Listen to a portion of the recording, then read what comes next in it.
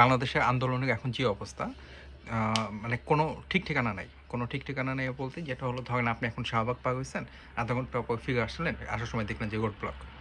সবকিছু আটকানো। কিংবা আপনি সচিবালয়ের সামনে দিয়ে যাচ্ছেন, সব ঠিকঠাক আছে, বিকালবেলা এসে দেখলেন যে এখানে একটা যুদ্ধক্ষেত্র হয়ে গেছে।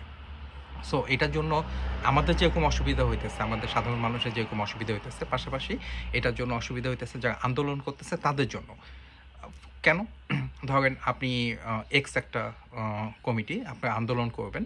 আপনি এখন ঠিক করলেন যে ঠিক আছে ২৪ তারিখ শাহবাগে আমরা আন্দোলন করব। আপনি সমস্ত প্রিপারেশন নিয়ে গেলেন। নিয়ে যাওয়ার পরে আপনি ব্যানার-ট্যানার লোকজন সব নিয়ে গেলেন। যাওয়ার পরে ওখানে দেখলেন কি? Already booked. ওখানে মানুষজন অলরেডি ৩ টা কমিটি আন্দোলন করতেছে। সো আপনার আন্দোলনটা একদম কমপ্লিটলি মাঠে মরে গেল। এইটা চিন্তা করে আমার মাথায় একটা আইডিয়া আসছে যে আমরা একটা কাজ করি না কেন? সেটা হলো যে আমরা একটা অ্যাপস বানায় ফেলি। এই অ্যাপসটার নাম হবে আন্দোলন অ্যাপস। এই অ্যাপসের কাজ কি হবে? আপনি ধরেন আপনি একটা কমিটি, আপনি অ্যাপস ওপেন করবেন। ওপেন করে দেখবেন যে আচ্ছা ঠিক আছে, আ আ এই অ্যাপস ওয়াইজ আমরা কোথায় কবে আন্দোলনের বুকিং দিতে পারি। ধরেন আপনার ২৪ তারিখে শাহবাগ লাগবে। আপনি অ্যাপসে দেখলেন, দেখে আপনি বুকিং দিলেন। ও আচ্ছা ২৪ তারিখে ফাঁকা নাই অথবা ২৫ তারিখ ফাঁকা আছে। কখন থেকে কয়টা পর্যন্ত আন্দোলন করবেন, এটা ডিটেইল বুকিং দিলেন। এটা গভর্নমেন্টের কাছে নোটিফিকেশন চলে যাবে।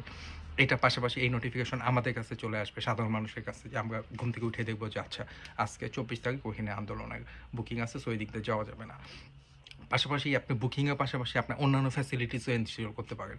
যেমন ধরেন অ্যাপসে আপনি এই নোটিফিকেশন চলে যাবে হলো পুলিশের কাছে। তারাও বুঝবে যে আচ্ছা ২৪ তারিখে শাহবাগে সব মিলে ৫ টা আন্দোলন হইতেছে। সো আমাদের ওইভাবে প্রিপারেশন নিতে হবে। তারপর ধরেন আপনার এখন এই অ্যাপসে আরও কিছু লজিস্টিক সাপোর্টও দেওয়া হবে। ফর এক্সাম্পল আপনার লোক হইছে মাত্র ৫০ জন। এখন ৫০০ র নিচে লোক হলে তো আসলে আন্দোলন জমে না।